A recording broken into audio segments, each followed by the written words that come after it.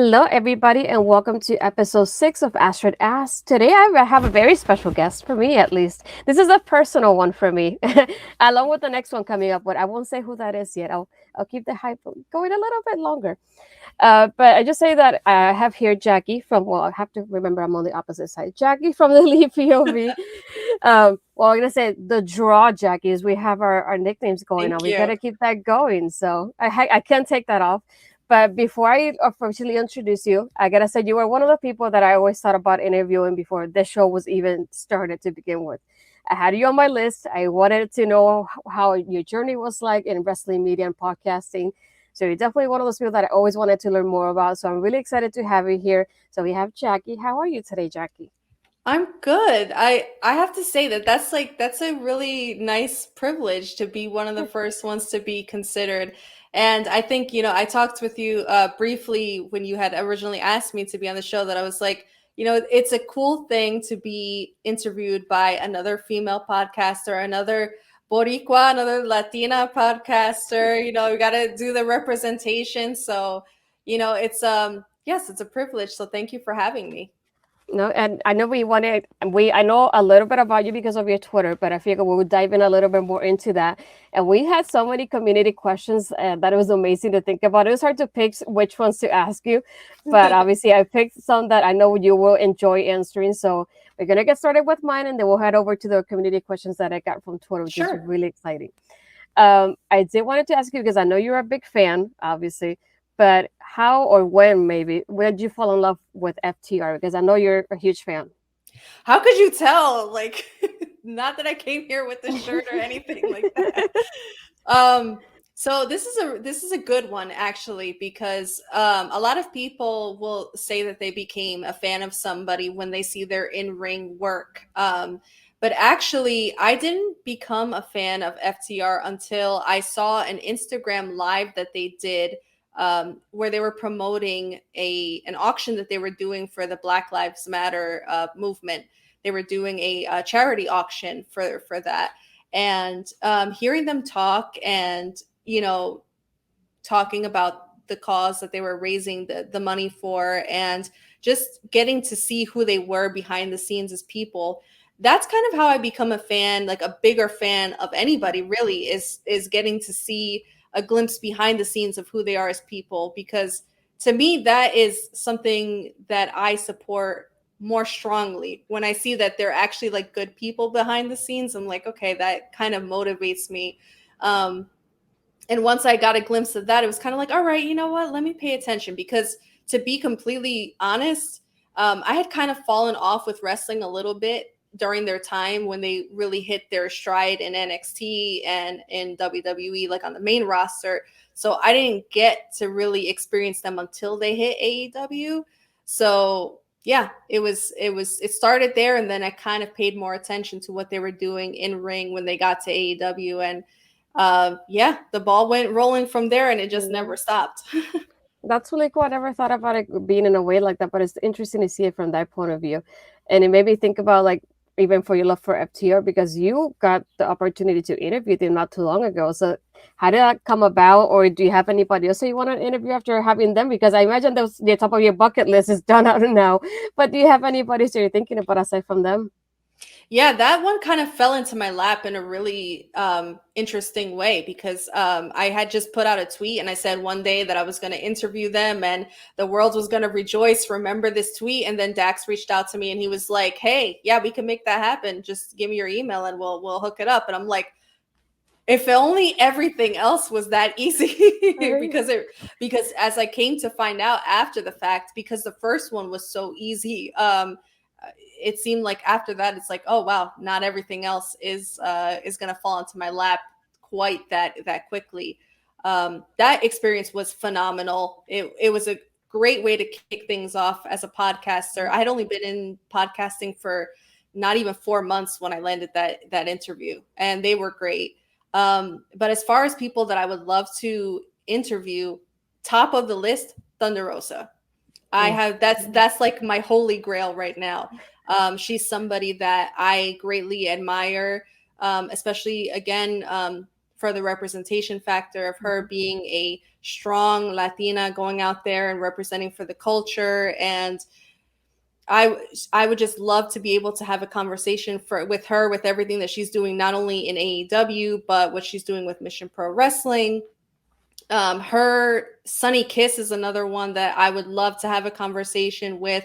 Again, talking about LGBTQ representation in wrestling, and someone that I would love to see more on television. Fingers crossed, we'll see.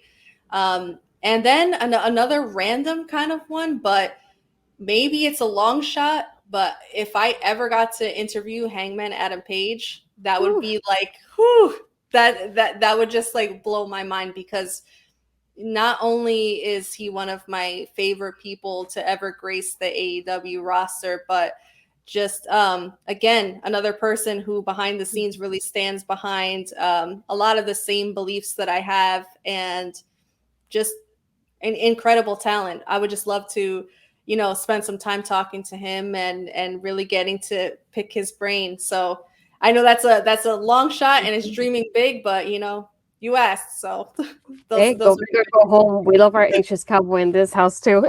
So heck yeah. I know I know how many events have you gone to now that you speak more about AEW, but do you have any events or anything like, aside from the interviews that we mentioned, but any events of like AEW that you would like to attend that you haven't gone to yet? I've had the opportunity to go to, I've gone to a few Dynamites. I've gone to AEW Full Gear, the first one they had back in Baltimore in 2019. I went to AEW Grand Slam and Arthur Ashe. My hope and our plan is, given, we don't even know where AEW All Out is going to be this year. We're like TikTok waiting on that announcement. The hope is that if it's going to be in Chicago, that is, something that I would love to attend. I would love to, one year be able to attend every AEW pay-per-view that they do. Just kind of like bounce around from event to event. But yeah, right now that's kind of like where I'm at. I'm a Jersey girl, so Queens is, a 45-minute drive. Yeah, right. With with traffic, it's like an hour and a half. But so when they come back to Arthur Ashe for Grand Slam this year, hopefully, fingers crossed, I'll be there. But yeah, I would love to go to more AEW pay-per-views for sure. Yeah, I haven't been able to go to any event from them yet, but I'm hoping in the future I can, because that's definitely on my list of to go at least one pay-per-view and one Dynamite, one Rampage at least. So yeah, it'll grow from there most likely. You definitely owe it to yourself if you have the opportunity to go, because it's, watching on TV and on pay-per-view is one thing, but to be in the live atmosphere, it's a whole different animal. And the fans are just like, they really create the atmosphere. So it definitely, if you get a chance, go. I did want to shift gears a little bit when it came to the topic. I wanted to pick your brain about this because, like I mentioned, even off air, we're both doing podcasting, but we will have different journeys. But it's nice to see that we're both doing the same thing. So I know you've been part of the Elite POV. So for those people that haven't seen it, what is the show about? What is it like? And how did you get started with the Elite POV? Yeah, our little signature DMD POV thing. So Elite POV, we always say our goal is to be a podcast for fans by fans. We're not trying to break news. We're not trying to be insiders or anything. We're just trying to give the fan perspective of, what we enjoy. We like to speculate on where we think storylines are going, what we like, what we think could be done differently about shows. But it's been a blast. And so how I got involved actually was back in September of 2021. I was asked to be a guest by two of my co-hosts, Phil Cataldo and Anthony DeStefano, for the AEW All Out prediction show. I had never done a podcast in my life. I was scared to death. But I had always wanted to do podcasting, but I never knew how to get my foot in the door. And they said, well, if you want to try it, this is an opportunity for you to sit in and just kind of, see what it's like. And I thought it was going to be a one and done situation. Sat in, gave my predictions, had fun with it. And then that was it. And once we got off the air, apparently they both said to each other, like, hey, do you want to talk after the show? And they're like, are you thinking what I'm thinking? And they both apparently said, like, that felt really great. There's a chemistry there. We think Jax is really good. What do you think about asking her to be a full-time third chair at the time on the show? And since they both apparently had the same idea at the same time, they then approached me and said, like, would you like to do this full time? And I'm like, oh my God, like, yeah, I really would. But then I second guessed myself to like the last second. We were going to announce it formally the day of All Out. And I'm like, I don't think I can do it. I'm really nervous. Can I? Like, am I capable? And then finally, I'm like, you know what? I've been wanting to do this. Where else am I going to get the opportunity? So I finally just said, you know what? Let me go for it and say yes. And haven't looked back since. And it's been the most fun and rewarding thing. I've gotten opportunities that I obviously would never have had, like the FTR interview. And yeah, I've like I said, it's been the most enjoyable experience. So had I not taken the chance and just said yes and quieted the little voices of self-doubt in my head, I wouldn't be where I'm at now. Yeah, that's very true. But how has it been your experience being the female voice in your show? Because just like you, I'm basically the female full time here in Love Wrestling. So I want to know what it's like for you being the only female in Elite POV as well.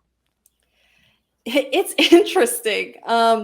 I always say, like, and this is probably going to date me a little bit. I don't know if anybody's going to get this reference, but I call it the Smurfette syndrome, where it's like you are literally the only female in the entire panel. So the great thing is that they never treat me any different. Like, I have three, because like when it started, it was two other guys, and now adding Kyle Masters to the fold, there's three other guys. They've never treated me like anything other than one of the team, not one of the guys, just one of the team. So I've never felt any pressure any way from them. They've been incredibly supportive. So that part of it is great. There is an additional pressure, and maybe you can echo the sentiment here. Being a woman in this type of media, I feel that you have to be twice as knowledgeable as your male counterparts to get half the respect from your audience.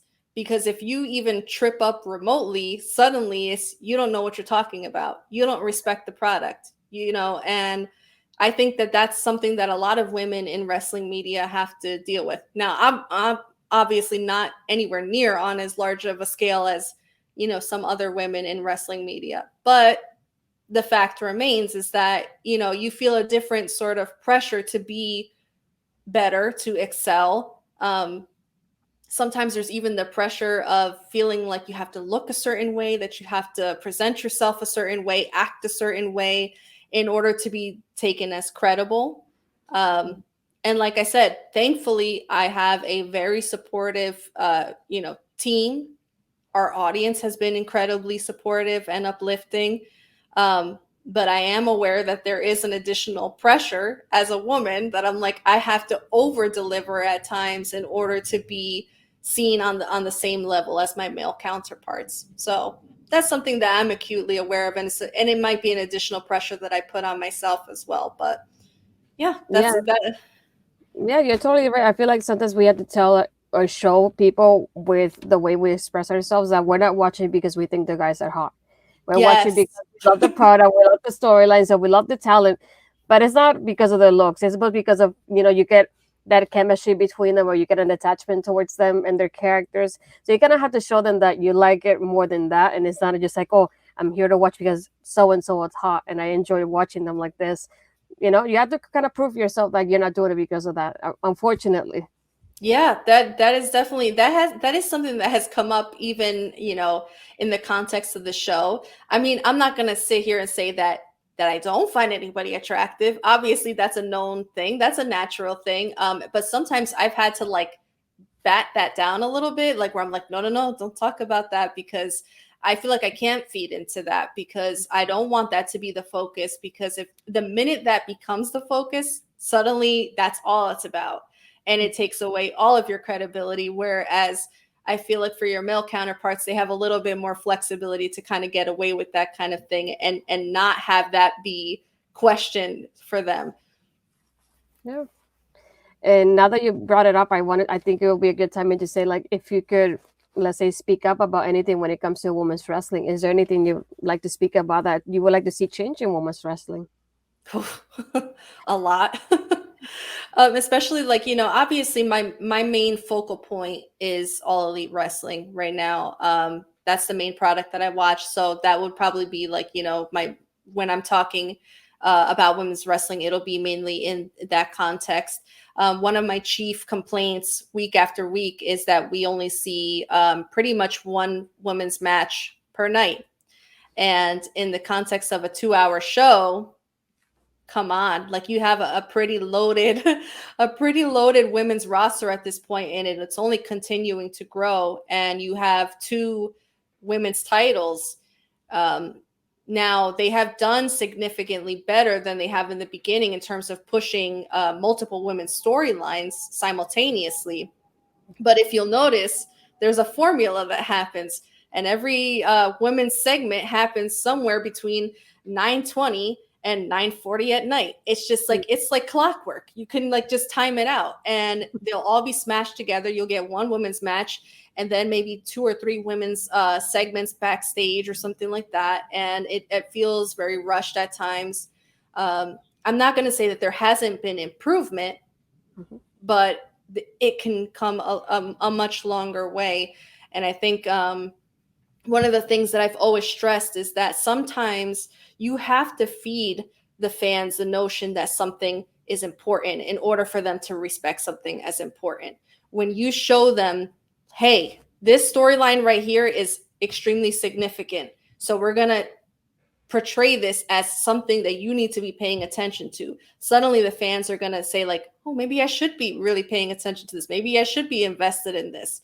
And you kind of have to plant those seeds for them. If you always treat it as an afterthought, the fans are going to always receive it as an afterthought. So I think the more time and effort that you invest into really building up the division, put a women's match in hour 1.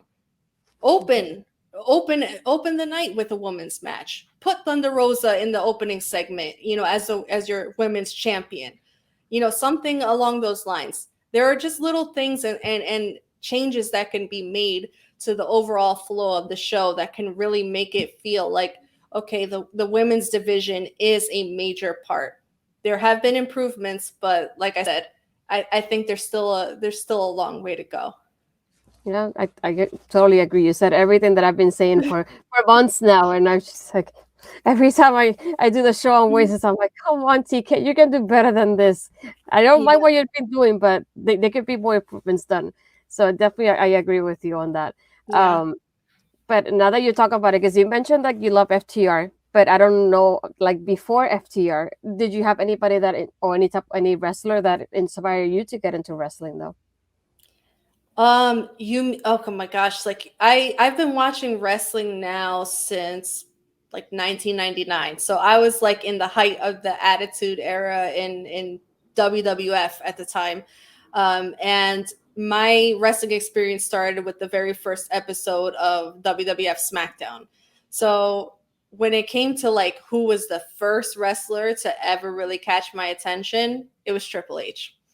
And he was at the time doing his DX, not him and Shawn Michaels, but him, X-Pac, the New Age Outlaws.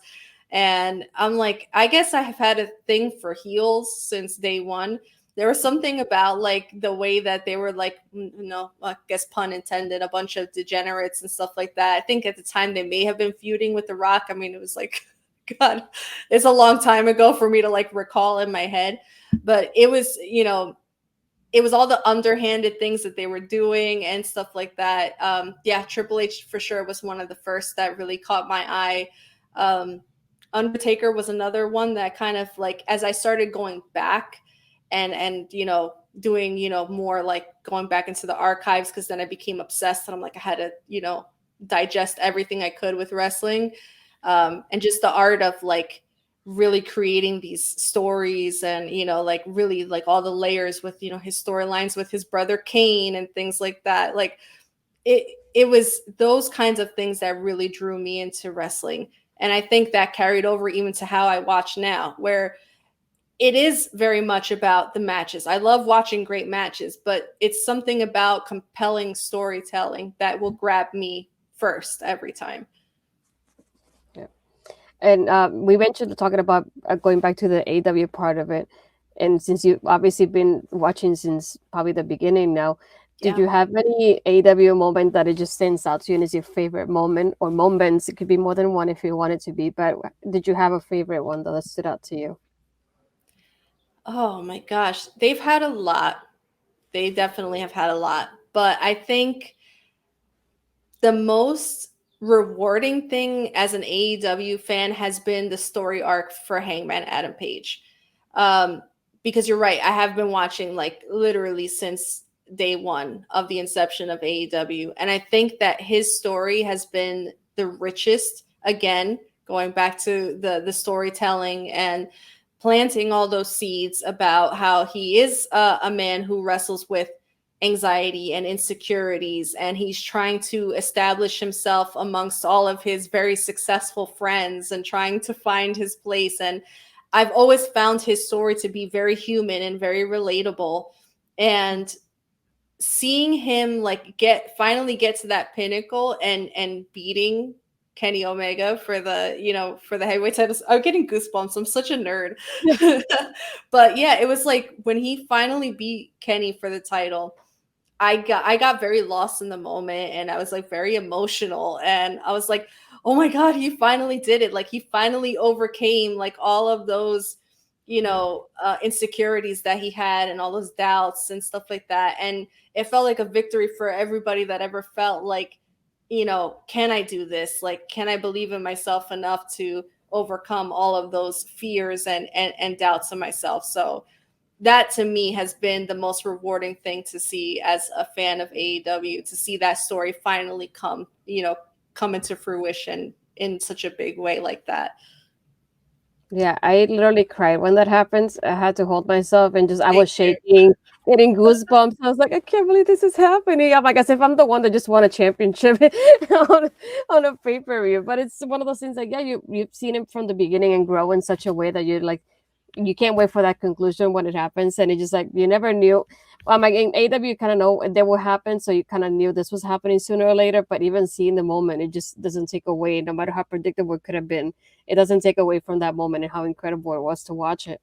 Yeah, I mean, it's like you get smart enough after a while that you think that there's a formula where you're like, okay, well, I think that this is the moment. You kind of feel like you can predict it, but nothing ever really prepares you because you think like there's that reasonable doubt, like, well, what if they swerve us? Like, what if this isn't the moment? Like, and I think no, I was at a party that night and I was like, I'm gonna miss part of Full Gear, but I don't care what I have to do. I will walk out of this party if it means that I get home in time for the main event, because there is not a single way that I'm gonna miss seeing Hangman potentially take the title. It was that big of a deal to me. Yeah. I wanted to head over now to the community questions we got from the tweet when I announced that you were going to be on here. So the first one I got is from Justin. He had two for you. The first one's like, what initially made you come out of your show and join the Elite POV? Um, yeah, like I had kind of alluded to earlier, it was an opportunity that I had wanted for quite some time, and it was something that I really had to, again, wrestle with those, doubts about like, can I do this? Is this something that I'm capable of? And eventually just say, if you want something bad enough, you're going to make it happen. And you kind of have to get out of your own way and, accept the opportunity when it's given to you and understand that sometimes it's, as corny as it sounds, is fate. And, those chances don't always come, and if you say no, there's not a guarantee that that opportunity is going to come again. So it was just a matter of saying, you know, to hell with worrying about, whether it's going to work out or not. The only way I'm going to find out is if I try. So that was, trial by fire, and just go for it. Yeah, and for Justin's second question, he said, any advice for the people who want to get into podcasting? Yeah, I would say you have to really know what you're trying to do with it. If you're just trying to have fun with it, by all means, go for it. Enjoy it, and just have fun. If you're trying to build a brand, understand it is a lot of work. It is literally going to be like another full-time job, and you're only going to get out of it what you're willing to put into it. And there are going to be times where you're going to bust your butt, and you might not see the rewards immediately, and it's going to be frustrating, and it's going to be hard, and it can take the wind out of your sails really quick. But if you really, really want it and you're really passionate about it, just keep fighting for it. But yeah, it's I learned really quick. It takes a lot of work and a lot of effort, but you're only gonna get out of it what you put into it. So that's my main advice. This one next is from Maggie. I think it could be a tricky one based on one you mentioned earlier, but she said, what made you fall in love with FTR's tag team magic, and what is your favorite match they had from WWE? Oh man, I think part of it is that they don't have to do anything overly flashy to catch your attention. They're very much a team that focuses on the basics and the fundamentals. They spent a lot of their career being a heel tag team, so they are very unselfish. I feel like they always put their baby faces to shine. They never made it about them, and I think that that's why for a long time people kind of slept on them, because they always thought like, oh, they're not charismatic, they're kind of boring, they're this, and it's because they always took the attention off of themselves and put it on the faces, because that's what you're supposed to do, psychology wise. um and just overall, like they're so talented in the ring. I really can't say enough. Like I could be here forever to put them over for what they do out there. And as far as like their like my personal favorite WWE match for them, it would be the NXT Takeover Toronto 2 out of 3 falls against DIY. The next one I had is from Nathan. He said, what has been your favorite match to review since you started podcasting? Oh, okay. There's been a lot, but surprisingly, it's not an AEW match. It is an FTR match, but it's not an AEW match.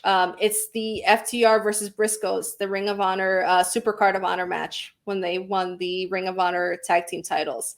Yeah, that match was easily my match of the year, may have been my match of the last 5 years. Incredible match. It was a very rewarding experience to be able to witness it, and I wish I could have been there live for it, but just talking about it, I got very emotional. It was a lot of fun to talk about it, and it was to the point where the guys literally backed away from their mics. So like, we don't even need to talk about it. Just let Jacky go. She'll say everything that needs to be said, and she'll say it better than we could say it. So yeah, that was a really great one to talk about. This one, I thought it was pretty interesting because I never thought about it that way. But this one's from Allison. She said, do you have any makeup tips since you consistently kill it with your makeup? That's very true. Oh my God. Lots of practice and patience. Without getting a little too sappy or too personal, I will say that makeup came to me because of personal illness. I went through a period of time where I was dealing with a chronic condition, and I got really tired of going to work every day and people telling me that I looked sick or I looked tired. And so makeup became a way for me to kind of, shield myself from that, and to kind of mask it. But then it also became a way for me to express myself and to have fun with it, and to feel like I could be something that, to kind of like get away from that feeling of being sick and tired all the time. So through that, I was able to practice every day and experiment with different, lipstick colors, different, eyeliners and things like that. and it just became a part of my identity, and the like little signatures for me. So yeah, lots of practice, and one other thing I will say is a lot of people get very stuck on this notion that it's like, oh, I can't wear this shade because of my skin tone or things like that. And I can't stand that. If you like a color, wear it.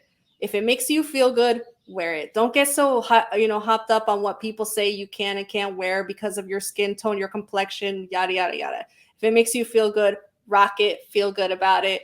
And yes, I'm all about that. Express yourself in whatever way makes you feel good, and whatever anybody else has to say about it, bye. I had 4 questions from Georgia, but I wanted to pick the one that stood out the most to me because I didn't think about something like this for you. She said, "What is your favorite entrance music of all time?" This one's like, oh my God, there's been so many good ones over the test of time. But two that stand out to me, and it's like I grew up a big metalhead. I know a lot of people would find that kind of surprising because over time I guess I've evolved. um, but Triple H's Motorhead theme, "The Time to Play the Game," is like one that like every time that opening riff hits, it's just like, ooh, goosebumps go, and it's just like that gets me pumped. But one that I never understood why they stopped using it was oh my God, I don't even know what they called it, but it was Stone Cold Steve Austin's Disturbed theme. I think it was Glass Shatters, but Disturbed did a remake of his theme music, and I think they used it primarily when he went full heel back in like, I don't know, like 2001, 2002. And it was the most badass theme music. And I'm like, why did they ever go back to the OG theme music after they had him with that one? It was, I think they even put it, was it on the Forcible Entry? I don't know. It was so damn good. And to this day, I'll still like, I'll go on YouTube and I'm like, I gotta find this song and I gotta listen to it because it's like, if you want to get pumped, that was it. Disturbed is such a great band. And yeah, they killed it on Stone Cold's theme music. Yeah, I never would have taken you for somebody that likes metal, but it's funny because I like alternative and punk rock music, and people don't think about that when they see me either. So Yeah, it's interesting to get that too. yeah. An honorable mention is Edge's Metalingus Alter Bridge theme. Oh man, I see. Like, I really like a lot of these themes where it's like an actual like rock band or artist lends their talents to the wrestler's theme music. But yeah, definitely grew up a big metalhead. The next one is from who we call Dream Match Bobby. Bobby's a big supporter of wrestling, so he's always gave me questions whenever I post that I have an interview. So I had to Nice. include his. He said, who else is your favorite wrestler on AEW?" Okay, so I've got I can try to narrow it down as best as I can. I could try. um, Kenny Omega, Eddie Kingston, Hangman Adam Page, Sonny Kiss, Thunder Rosa. Oh my god. I'm gonna try to like not like go on a like tangent and just like roll off with the humongous list. But as far as like those, I'm gonna stick to those. Those are like my main ones that come to my head. But definitely, like when I first started watching AEW, Kenny Omega was like the guy. He still is. I can't wait for him to come back. Mhm. Next one I had was from Carrie. She said, "As a female voice in wrestling podcast, what legacy, so to speak, do you hope to leave and to help other female voices?" I mean, I hope that I, get to a level where I'm leaving any kind of legacy. I mean, that would be great. Overall, I just want to be somebody that creates a space for other female podcasters, especially in wrestling media, to feel like they don't have to work so hard in order to to find a space here, that it can feel more welcoming, that they can feel like their presence is valued and respected, um, that we don't always have to just be seen as just a female voice, that we're not just filling a quota. that we're here because we are knowledgeable and we do love and feel passion for the product, and to just feel like our presence is valued valued here. And yeah, like I said, if I ever get to a point where um, I do get to a level where I leave some kind of legacy, it's that I was able to open the door for the next person to come in and have an easier journey than I did. Yeah. For my last community question comes from my co-host Ed from NXT. He said, "What made you fall in love with wrestling to begin with?" Yeah, I think it just goes back to it's the over the top theatrics of it. It's the best of all worlds. You have the athleticism that comes with it. It's, some people like to equate it to a live action soap opera, because there is, all types of drama. There's sometimes romance involved in it. It's just there is no other form of entertainment like it. You're not gonna, like, when people try to that are trying to get into it, ask me like, well, what is it like? There's nothing to compare it to. It's just its own entity. It's so rich in many different layers of entertainment. I can't really describe it. It's a lot of fun. And I think that from the very beginning, because I hated on it, my cousins were into it. I thought it was the dumbest thing ever. And then when I finally sat in front of the TV and I'm like, oh my God, like it took like not even a half an hour for me to be completely sucked into it, because it just really is that compelling. And yeah, so from all of the storytelling and that aspect of it to the phenomenal talents of the people that are in the ring, it's just, there's nothing like professional wrestling. Yeah. And before I let you go, I want to know where everybody can find you and maybe the schedule that you guys have for Elite POV so that people can check you out whenever you go live as well. Sure. So my personal socials, you can find me on Twitter at LoveYouMake24. You can find me on Instagram at Jax the Draw POV. You can follow the podcast on Twitter and on Instagram at Elite POV. We are live on Twitch every Thursday at 7 p.m. Eastern Standard Time on twitch.tv/Elite POV. We're also on Patreon at patreon.com/Elite POV if you'd like to support us that way. Yeah, we're having a lot of fun, with Elite POV and podcasting and talking about AEW, and it's been a blast. But thank you so much for having me, though. This has been a lot of fun talking about wrestling. I think this is literally my first interview I've ever done where I had to talk about myself. So thank you for helping me break the ice. Yes. No, thank you for being here. Even I didn't think you were gonna want to do the interview to begin with. I was thinking she's probably too shy, thinking about I'm gonna interview like me, like because that happens to me too, and I feel that type of way. I'm just like, yeah, I shouldn't be in this part of it. But you, like I told you before, you're one of those people that I thought about from the beginning that I wanted to get to know better, and I thought this was a good opportunity for not only the love wrestling community to get to know you, but your community and the wrestling community as a whole. So I really want to thank you for being on here and for being who you are, because I love your Twitter account, how positive you are when it comes to anything wrestling and how you and your beliefs and everything. So it's nice to get to see you in this aspect of it now. But yeah, I appreciate you coming on. As she said, follow the Elite POV on socials and follow her too, because she's incredible what she's doing. And I know she's one of those people that you want to follow her whenever she does anything. So make sure you follow them and check them out. So yeah, this is it for episode 6. As you all know, you'll see more about the next one. It'll be coming up hopefully sometime soon. I'll be filming it next week with somebody really special for me as well, aside from Jacky, that I had in mind for a while now. So I'm really, really excited to do that. But yeah, we'll see you next time. Bye.